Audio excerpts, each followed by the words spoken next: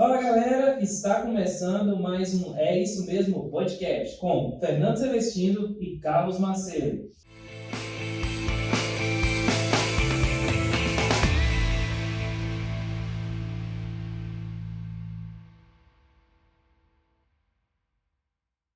E hoje nós estamos recebendo aqui a Beatriz Cardoso Neves, casada, mãe, tem formação em tecnóloga em radiologia e também psicologia, né? Uma mulher maravilha.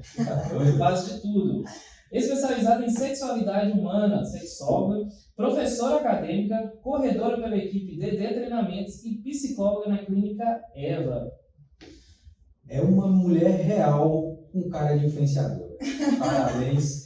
Pessoal, eu gostaria, antes de mais nada, convidá-los a curtir aí os nossos conteúdos do nosso Instagram, @é isso mesmo podcast, nos dá essa moral, que é muito importante para o nosso processo.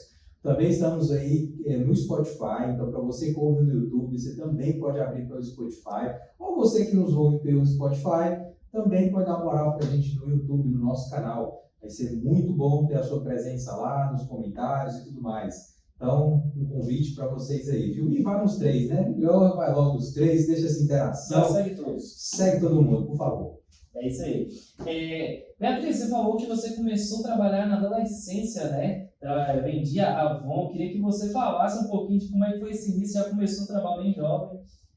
Ei, gente, prazer estar aqui com vocês. Agradecer demais pelo convite, né? Nem sei que tanta coisa que eu tenho. O Carlos já me chamou de Mulher Maravilha, né? Mas não é isso, né? Mulher real mesmo. Acho que muitas das mulheres vão se identificar aqui com um pouco da minha trajetória, né? E é isso. Então, na adolescente, né? Ali a gente está querendo ganhar um dinheirinho. Aí eu comecei a vender Avon. Na época tinha Hermes, tinha um monte de revistas. Eu vendia essas revistinhas para ajudar ali na adolescência, comprar um creme, comprar um absorvente, uma coisinha assim. E também fazia aulas particulares para crianças, né? Ensinava o dever. Então, assim, ali junto ao ensino médio, eu ajudava com esse pouquinho aí, mas já trazendo algo para mim, né? Para minha independência, se é que eu posso dizer assim, né?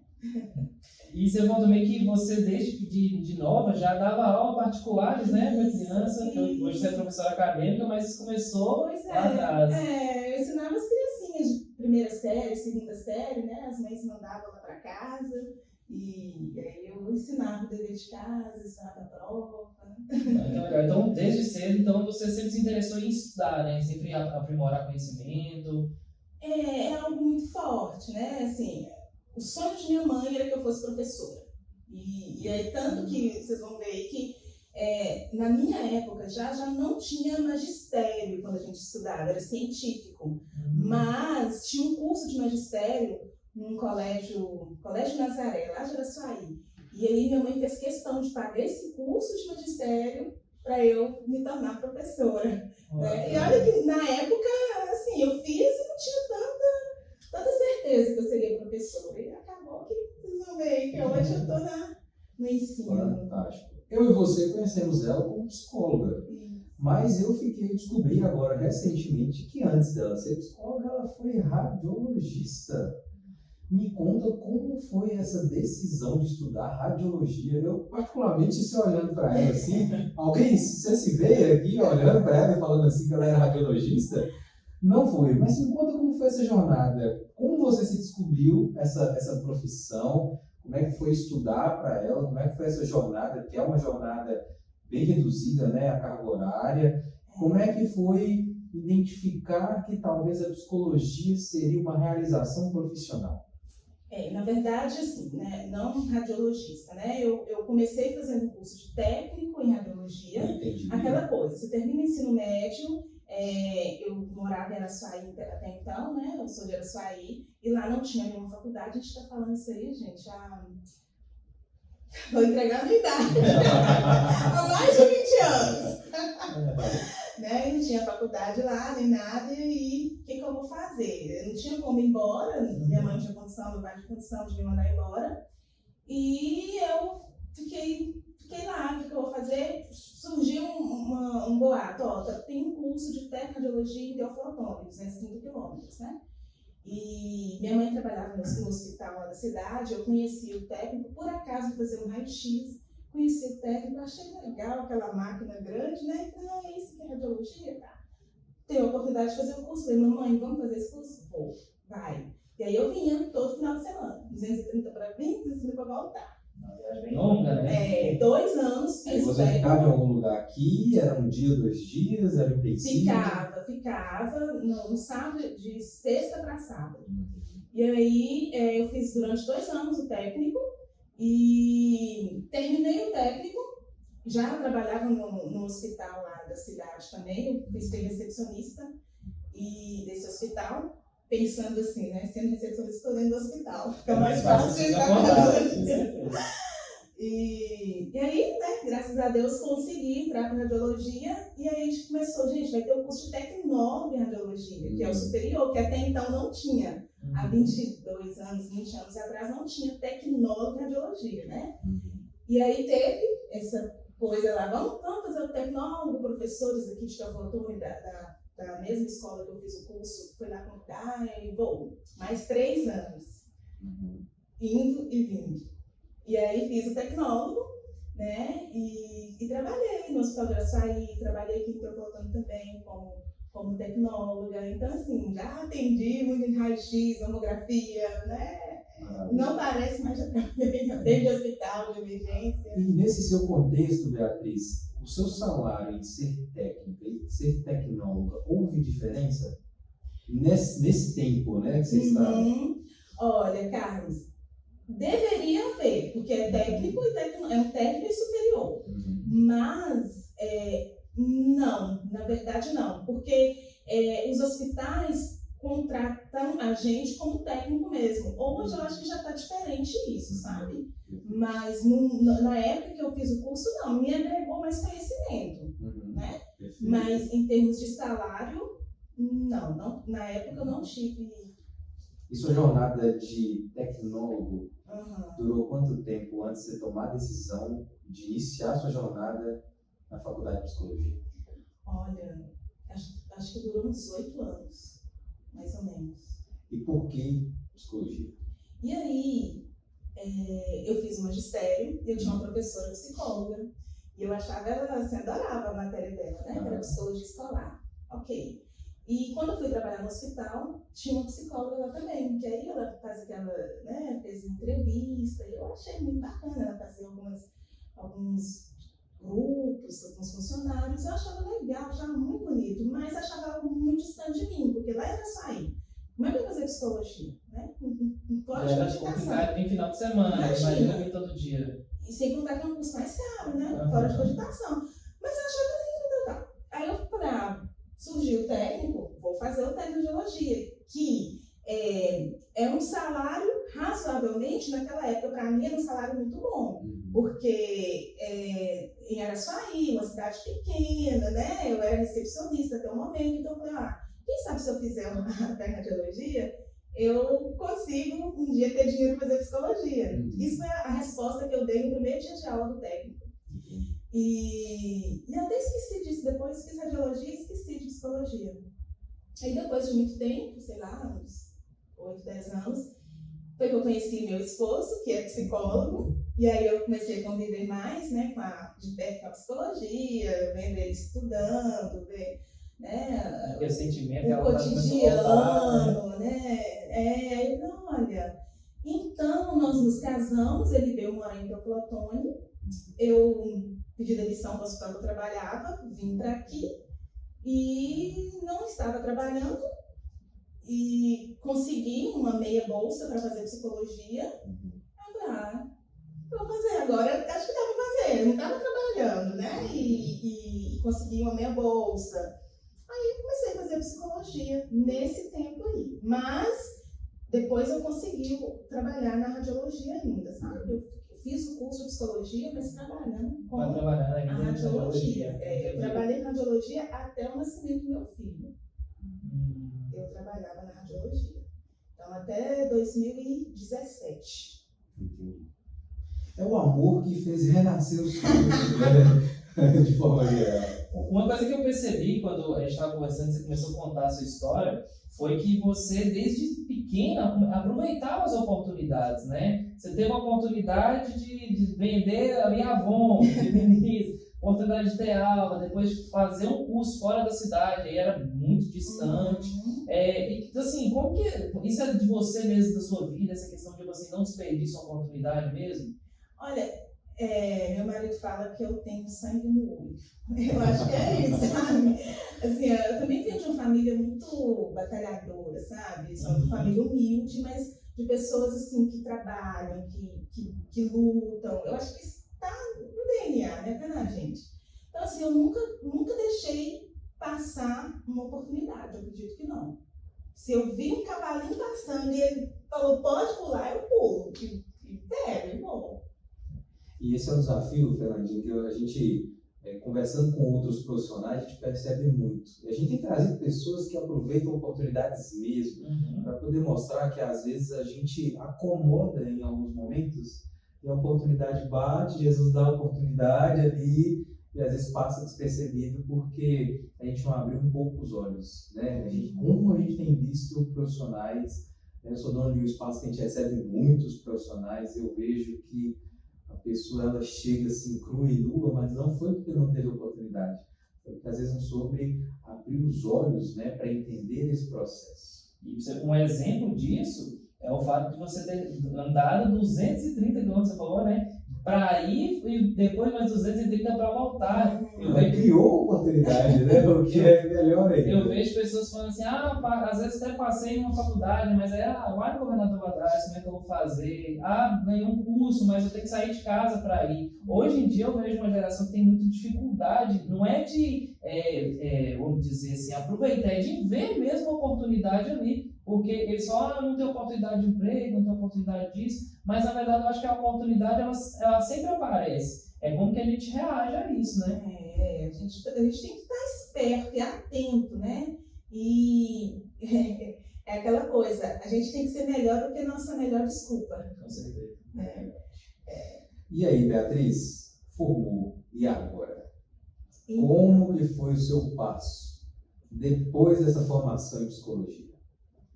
Formei psicologia e comecei a atender. Não esperei, não. Peguei meu CRP e fui atender. Você já tinha certeza que era a clínica que você queria atuar? Sempre. Peguei meu CRP, fui atender. Assim, facilitou para mim, claro, já ter um marido psicólogo, que aí já tinha espaço, né? Então, já me ajudou bastante. Nesse sentido. Então, eu comecei a colocar meu nome nas redes sociais, fiz lá no Facebook, assim, eu não sou muito boa de rede social não, mas eu faço o que eu consigo. Fiz no Facebook, no Instagram e comecei a colocar. E isso foi em 2017 ainda. E aí o que acontece? Eu já fazia essa formação aí de sexualidade, e uma professora, a minha professora, né, minha mentora, ela de São Paulo, ela falou assim, olha, tem uma paciente aqui, eu acho que ela é para você. Aí eu, sério? Naquela época não tinha online ainda, como é hoje, né? Então em 2017 eu já comecei a atender online, né, uma cliente brasileira, que morava fora do país. Inclusive até hoje eu tenho essa cliente. Foi uma das primeiras na época, né? Assim, começando o online. E aí fui, mas ainda segurando a radiologia. Não larguei tudo, não. Porque eu não tenho. Deixa eu te perguntar isso agora, porque fez um técnico, depois fez um tecnólogo. Como é que foi para você, assim, desmembrar, tipo assim, desvincular da radiologia para ir focar na psicologia? Como é que foi esse processo de mudança? Fernando, eu logo entendi que a psicologia falava mais forte para mim. Na época do curso de psicologia, eu tinha um professor que um dia a gente estava conversando sobre currículo, ele dando uma aula de currículo e tal. Aí eu falei assim, quando eu for psicóloga, eu coloco que eu já trabalhei com radiologia? Perguntei para ele, né? Aí ele assim, claro, porque você gostava de ver as pessoas por dentro. E agora você vai ver por dentro de uma outra maneira, né? Você vai enxergar o esqueleto. E hoje eu busco as emoções,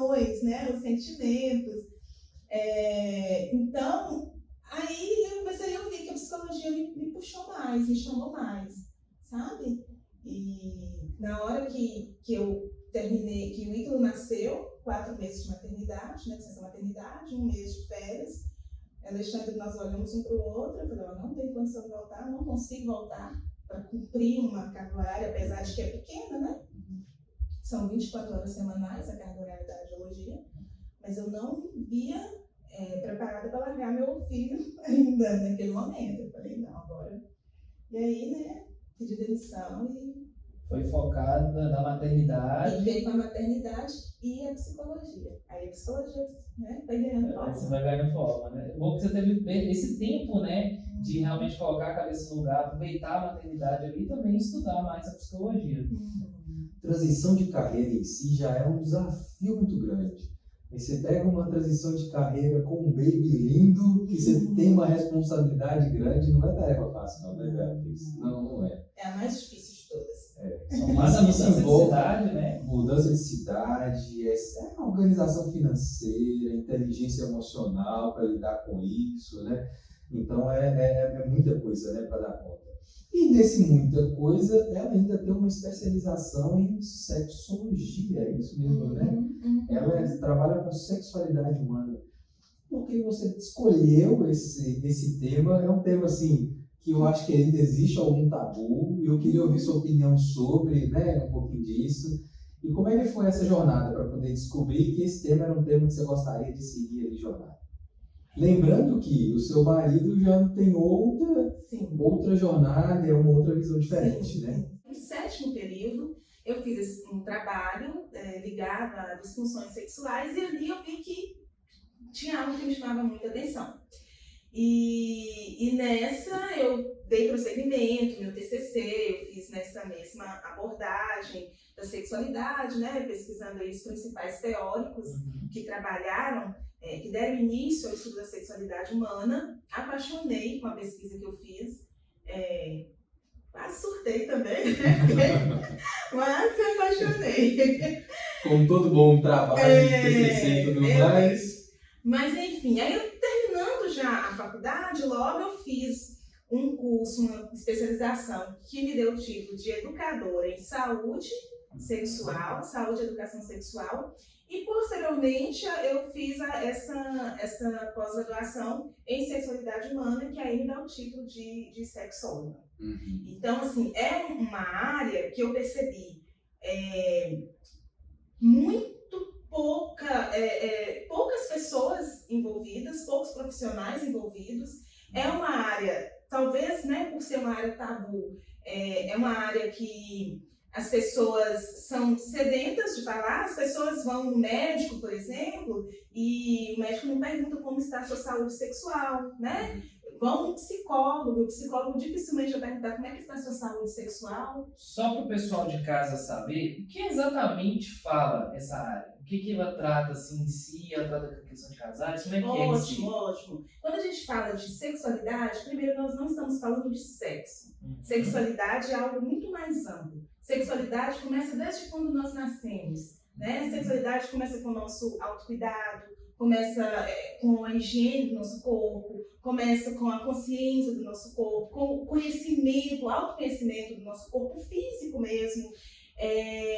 E essa desmistificação de mitos, de tabus, de crenças limitantes que a sociedade vem impondo em relação ao sexo e à sexualidade. E aí, para afunilar mais ainda essa área, eu pensei, comecei atendendo homens e mulheres, né, voltados assim, para disfunções mesmo, mas depois eu falei, gente, eu percebi que eu deveria, que eu precisava, que era algo que eu gostaria muito de trabalhar exclusivamente com mulheres. E aí eu peguei, fechei ainda mais, né, e hoje eu atendo exclusivamente mulheres no meu consultório, com queixas da sexualidade. Aí as mulheres vêm, né, muitas vêm encaminhadas por médicos, outras vêm por elas próprias, pelas dificuldades que têm, por traumas, né? Muito sofrimento em relação a vivências traumáticas, em relação à sexualidade. E em alguns momentos também eu chego a atender casais que às vezes não tem como tratar uma queixa da mulher se ele não estiver ali como seu parceiro, para ouvir também, para ajudá-los nessa reeducação, né, nessa orientação. Então eu percebi a importância da psicologia trabalhar aí nessa questão das disfunções, dos traumas sexuais, sabe? Mais do que uma medicação, mais do que algo que vai ali sanar a queixa orgânica, a queixa física, a psicologia vem ali desmistificar mitos, crenças e vem trazer ali para aquela pessoa, né, para o indivíduo em si, um significado mais melhor, né, um significado melhor elaborado do seu autoconhecimento, da sua sexualidade, da sua relação com o seu parceiro, com as pessoas, né, a sua família, enfim, sexualidade é algo muito amplo e a gente, assim, é mais importante do que as pessoas acham, sabe? A OMS coloca a sexualidade como preconizador da saúde, sabe? Então, assim, não é só o bem-estar físico, mental e social que é saúde, não. O bem-estar, né, também condiz com a saúde sexual. Como a pessoa se entende e se coloca nesse aspecto aí da sexualidade. Recentemente houve muita discussão sobre educação sexual na escola. Você, como especialista na área, qual que é a sua opinião sobre isso? Olha, Fernando, a educação sexual, né, porque assim, distorcem muito. Chamando educação sexual, assim como se eu falar, eu trabalho com sexualidade.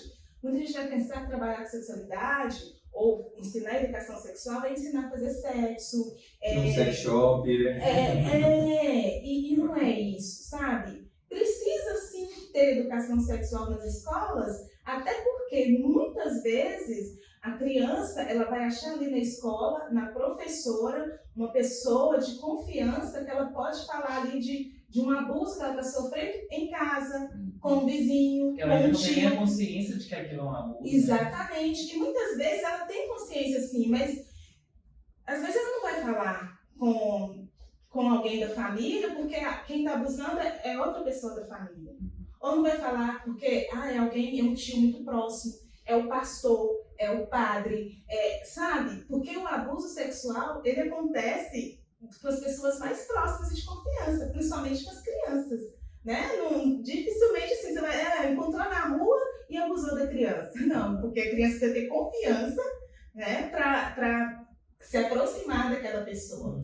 Então, eu acredito sim que a escola é uma grande parceira para ajudar nessa prevenção e na conscientização da criança valorizar e conhecer o seu corpo no sentido de, olha, é meu corpo, é algo que não deve ser tocado, é algo valoroso e, claro, isso não vai, em hipótese alguma, tirar a responsabilidade da família, que é o primeiro, né?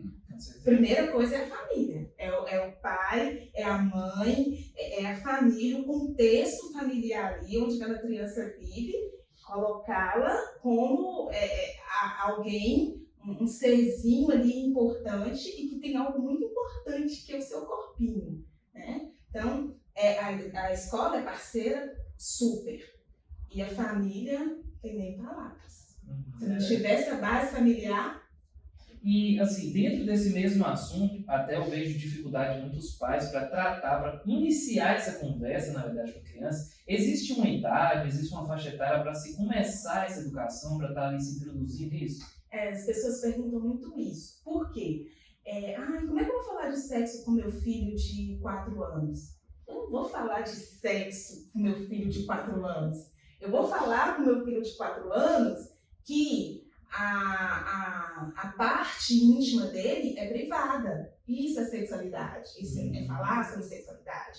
Eu vou falar com a minha filha. É o tabu sendo quebrado. Né? Exatamente. Eu vou falar com minha filhinha de 4 anos. Filha, você não vai sair com uma pessoa que você não conhece para ir em determinado lugar.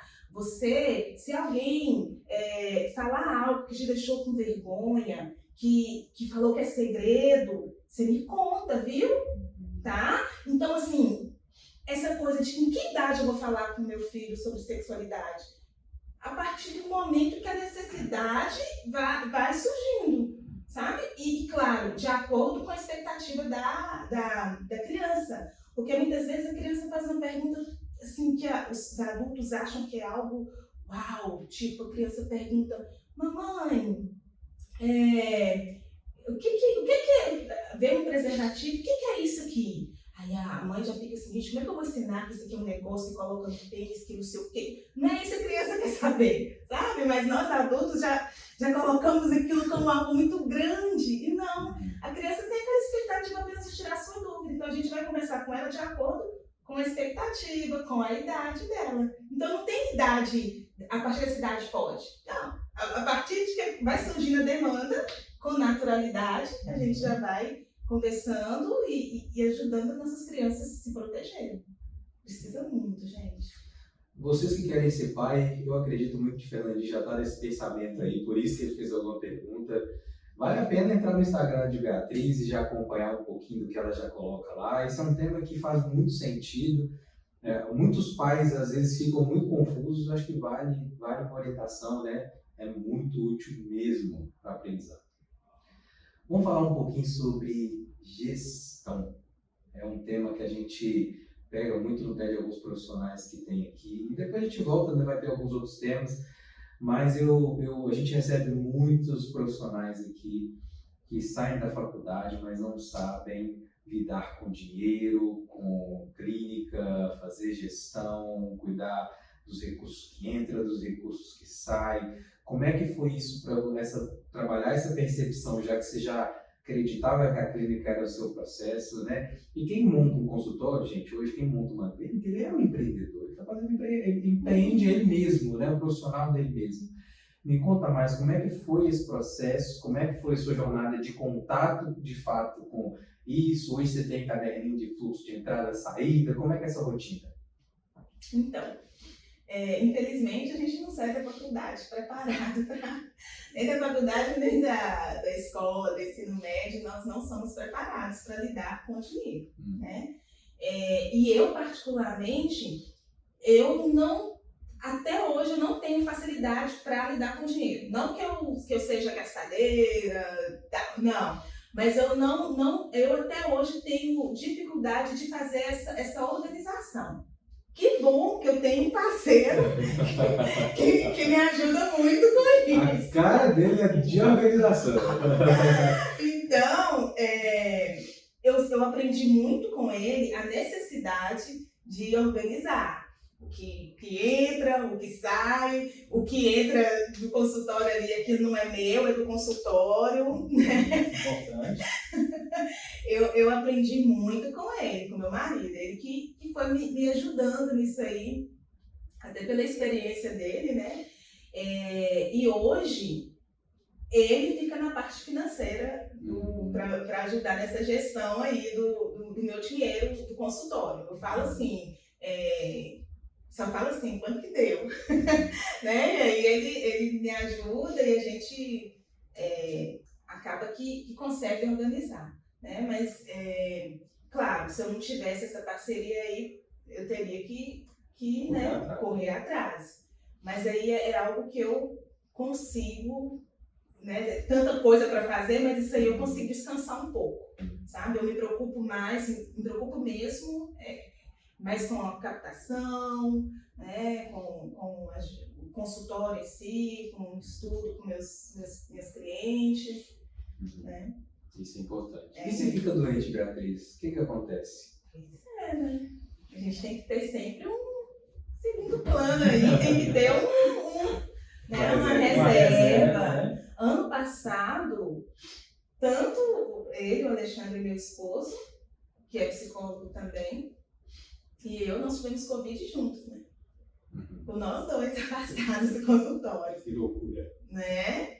Mas assim, graças a Deus, não ficamos preocupados nem ansiosos, porque estava tudo sob controle. A gente sempre tem que ter isso sob controle. E é isso, a gente adoece, a gente não vai tirar atestado. Não dá para entregar um atestado para a gente. A gente vive. A gente tem que precaver. Né? Esse é o desafio do empreendedor, né? Não tem patrão ali para dar um atestado e ser subsidiado pelo INSS, talvez. Não, aí é o desafio mesmo, né? De lidar com inteligência aí, para não passar aperto. Isso é importante. E como somos um podcast que fala de empreendedorismo, Aviador Esporte, você é uma corredora, né? Faz parte da equipe. Como que foi? Premiada e rica de prêmio. É isso aí. Como que foi para a corrida? Como é que foi esse início? Como é que foi essa caminhada para começar o esporte? Então, vamos lá, esporte, corrida, né? Eu sempre fui aquela que ia na academia algumas vezes, trancava. Na adolescência, Boa brasileira, né? Na adolescência, tive muita dificuldade na escola. Por quê? Na educação física, era só vôlei para as meninas e futebol para os meninos. E eu não me encaixava no vôlei. E não me encaixava em nada. E aí, o que eu fazia? Mamãe, consegue um atestado para mim? E aí, consegui um atestado. Eu não fazia atividade física no ensino médio, no ginásio. Enfim, e aí eu ia na academia de vez em quando e tal. Depois do Ítalo, ele com quase um ano, eu vi alguns anúncios da DD Treinamento, né, do Wendel e Vinícius, e aí eu falei assim, nossa, eu acho que eu gosto de correr. Só que eu achava que eu ia gostar, mas eu não conseguia correr. Ali na Luiz Boalha, que é o Flotone, eu não conseguia ir de uma ponte à outra. Eu acho que ali não tem nem 1 quilômetro, são uns 500 metros, né? Eu acho que é uns 500 metros. Eu não conseguia correr de uma ponte à outra. Mas eu achava legal. E então, eu assim, ainda bem que eu me atentei para buscar uma assessoria para começar, né? E aí eu entrei em contato com o pessoal da DD e aí eles têm uma planilha para iniciante, né? Como é que começa e tal, já vem tudo especificado na planilha e eu descobri que eu amo correr. Que é algo que me faz muito bem, que é algo que me dá uma adrenalina muito boa. Gente, e aproveitando para falar que correr não é terapia, que academia não é terapia. E é bom lembrar. Academia, crossfit, nada de terapia, tá? Terapia precisa ter 2 pessoas, precisa ter um diálogo, uma troca de ideias, né? Nós estamos vendo aqui, gente, porque ela me corrigiu, eu falei que corrida era uma terapia, mas não é uma terapia, é terapêutico.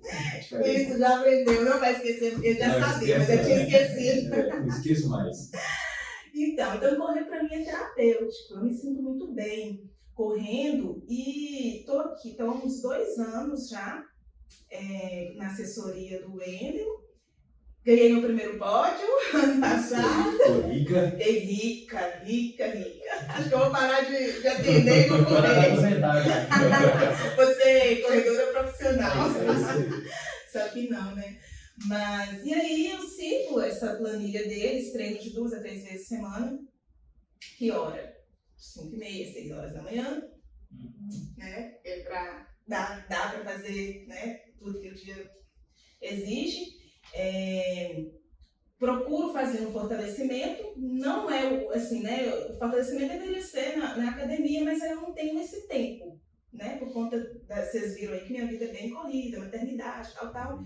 Aí eu assino um aplicativo chamado Queima Diária, não sei se vocês conhecem também, e aí eu faço meus fortalecimentos por ele. Tá dando certo até agora, não tem nenhuma lesão. Em casa mesmo. Tô em casa, tô bem, não tem lesão. Tenho melhorado, né, na corrida, ganhado resistência. E é uma parte minha que realmente eu encontrei agora, depois de bem adulta. Nunca é tarde, né, pra começar. Né? Nossa, perdi entre aspas, né? Mas já pensou? Adolescente jovem fazendo isso? Tivesse encontrado antes, né? Por isso que iniciação de atividade física, musical, isso é importante também na escola, né? E acontece esse leque, né, Carlos? Pra gente não ficar preso só em uma coisa, né? Assim, igual na escola era só aquilo. Eu sempre friso, né, isso, que às vezes eu vejo que tem muitas pessoas que têm dificuldade com atividade física, é porque não gosta daquela atividade física. Então, academia, não gosta da academia, mas pode ser que goste de um funcional, pode ser que goste de uma corrida, de um pedal. Então, tem tantas modalidades de atividade física disponíveis para a gente fazer, só que a gente acaba se atentando só para musculação, né, que é muito associada, vai fazer uma atividade física, musculação. E há um leque muito grande, né? Se você se descobriu, por exemplo, na corrida. Isso é muito interessante. E eu me familiarizo muito com essa fala de Beatriz, porque eu também sempre fui assim. Eu era do atestado, não gostava de futebol, já não gostava de vôlei, não gostava de nada, de peteca. E só anos depois, tipo, quem me conhece sabe que eu era mó gordinho, você sabe minha infância, né? Você sabe muito bem a minha infância. E eu só fui descobrir que realmente eu gostava de um esporte que me fazia sentido, foi exatamente por corrida. Eu comecei a correr, eu comecei a caminhada, depois eu fui vendo as necessidades. Aí eu comecei a treinar na musculação, que eu tomei coragem. Eu tentei uma vez e eu achava que todo mundo estava me julgando, que eu era um gordinho feio, estava lá treinando. Aí eu parei, aí depois eu voltei, aí fui fazendo funcional, fui tentar um crossfit, né? Aí eu fui entendendo que acho que era muita coisa na minha cabeça, né? Que nem sempre era tudo aquilo que eu estava imaginando dentro do processo, até entender a importância desde da atividade física e do esporte, né? Que eu acho que isso cativa. E aí que vem uma pergunta, uma curiosidade. Para a tomada de decisão de você começar a correr depois de tantos anos, né? Depois que você está com sua vida ganha, né? A gente ouve muito isso, eu já estou com a vida ganha já, para que eu vou começar uma atividade física? Você acha que a psicologia, ela te ajudou dentro do processo? Isso foi consequência? Isso fez parte? Como, assim, talvez sua profissão fez sentido para você cativar um esporte? Qualidade de vida, né? Não dá pra gente parar. O corpo precisa movimentar, né? E a atividade física, ela é extremamente importante aí na liberação de alguns hormônios que vão nos ajudar no humor, que vão nos ajudar a ter uma percepção de mundo mais positiva. Isso não quer dizer que a atividade física vai substituir, né, a terapia ou uma medicação que alguém precisa tomar, não é isso. Mas quem faz uma atividade física que gosta, né, como a corrida, por exemplo, depois que você termina, que você faz um treino bacana, você termina ali, gente, a sensação, a endorfina vai lá em cima, né? É muito bom. Comprido, né? De prazer. É muito bom. Então, a atividade física, ela está aí atrelada à qualidade de vida do indivíduo. E até mesmo para a sexualidade, né? Também, a atividade física. Eu ia te perguntar em relação a isso. Claro, tem uma ligação? Tem, claro que tem. Muito importante aí, ativa hormônios importantes aí para a sexualidade. Então, vida, atividade física faz parte, tem que fazer parte da vida, né? E é uma constância. Para muito mais de estética, porque o que acontece também, Carlos? Acho que ficou muito tempo aquela coisa de você só via fazendo atividade física pessoas de corpo perfeito, né? As mulheres lindas, os homens grandões, Padrão de beleza, padrão, né? E aí a gente achava que era só para quem estava, né, no auge ali, quem estava na televisão e tal. Não é bem isso, né? A gente percebe que a atividade física, ela é para todo mundo, né? É para todos. Não tem que ter essa cobrança de estar ali no perfeito. Isso é algo que você chega assim, recomendar para os pacientes que você atende? Sim, recomendo atividade física. Recomendo. Perfeito. Meus amigos, estamos chegando ao final de mais um belíssimo episódio. Eu fico emocionado porque é um projeto que a gente começou de uma brincadeira que a gente está levando a sério e como eu tenho aprendido. Eu acho que o Fernandinho também tem compartilhado muito Eu disso. hoje nunca mais falo que atividade física é terapia. Você falou Falei. sua esposa vai te pegar. Olha aí, pois é. Que também Já é Exatamente. Pessoal, uma mensagem para a gente finalizar com sucesso mais um podcast. O que vocês gostariam de deixar para essas pessoas que nos acompanham, que chegaram até aqui? O que vocês gostariam de deixar assim de coração? Olha, a gente gente brinca, né? Quando olha assim, você faz muita coisa, como é que você dá conta? Nossa, seu dia é muito corrido. E é mesmo, né? Meu dia é bastante corrido, é cronometrado. Quando eu vou marcar alguma coisa com algum profissional, eu falo assim, olha, não atrasa comigo não, porque se atrasar aqui vai me atrasar para o compromisso. Então, assim, é cronometrado. E realmente é muita coisa. Mas, assim, como que dá conta, né? Primeiro que a gente nunca dá conta de tudo. Vai ter dia que, por exemplo, eu vou acordar e vou falar assim, hoje eu não dou conta de correr. E eu não vou morrer se eu não correr. Tá tudo bem, meu corpo precisa de descanso, né? Vai ter dia que eu vou deixar algumas coisas sem fazer e tá tudo bem. Mas a mensagem que eu quero dizer, aproveitando que a gente está no janeiro, né? E sempre tem o Janeiro Branco, esse ano o Instituto Janeiro Branco, ele colocou um tema que eu achei muito pertinente, é algo que eu sempre falo no consultório, que ele colocou que 2023 é o ano do equilíbrio, né? Que a vida pede equilíbrio. E é isso. Para tentar equilibrar tudo isso, é mãe, é esposa, é psicóloga, é professora, né, e tantas outras coisas. Cuidar também da vida espiritual, né? Porque a gente não é só trabalhar, não é só... A gente tem um lado espiritual também, a gente precisa cuidar. Então é muita coisa, mas a gente precisa ter equilíbrio. Né? Buscar fazer tudo isso com equilíbrio, né? Sem as ditaduras que a sociedade nos impõe, ditadura de fazer de tal jeito, de ser de tal jeito. E outra coisa que eu gostaria de dizer também, meninos, cada trajetória é única, cada pessoa tem um processo, sabe? Não é porque você, Carlos, tem uma agência linda, tá com um projeto bacana, Fernando tem suas coisas ótimas, eu tenho o meu... Não é porque a gente tem essa trajetória nossa que as outras pessoas têm que falar, não, eu vou conseguir porque Carlos conseguiu. Ou eu vou falar assim, Fernando, você consegue, eu consegui. Não, porque cada história é única, né? Cada pessoa sabe, eu gosto muito dessa frase, sabe a dor e a delícia de ser ela mesma. Eu tô aqui conversando com vocês, tô aqui, né, as pessoas estão me vendo, tô num momento de recorte, né? Mas no meu dia a dia não é sempre assim. No meu dia a dia tem hora que eu tô ali correndo, arrumando casa, atendendo o telefone, respondendo uma mensagem. Então, assim, é um recorte. A gente tá bonitinho aqui sentadinho, igual a gente vê nas redes sociais, aquela foto linda, editada. Então, eu gosto sempre de frisar isso. Cada um de nós temos um processo. E outra coisa, a gente precisa respeitar o nosso ponto de partida, né? Eu não sei qual foi o seu ponto de partida, mas eu sei o meu, né? E fulaninha, que estudou comigo, teve um outro ponto de partida. Talvez ela começou antes de mim, a outra começou depois de mim. Então, assim, a gente não pode querer correr é bom, mas a vida não é uma corrida. A gente tem que vou passar na frente do outro. Não, eu tenho que respeitar meu processo, respeitar as minhas dores, respeitar as coisas boas que existem em mim e equilibrar tudo isso.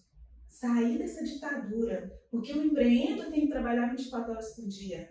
Porque se eu não posso parar de trabalhar, porque eu não posso entrar com atestado, então eu vou trabalhar doente. Não, eu trabalho, eu descanso, eu cuido de minha vida, eu passeio, eu me divirto, né?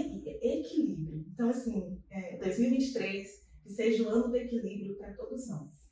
Beatriz, e quem, as pessoas que estiverem assistindo, tiverem interesse de consultar com você, onde elas vão te encontrar, como é que tá as suas redes sociais para elas terem esse acesso a você?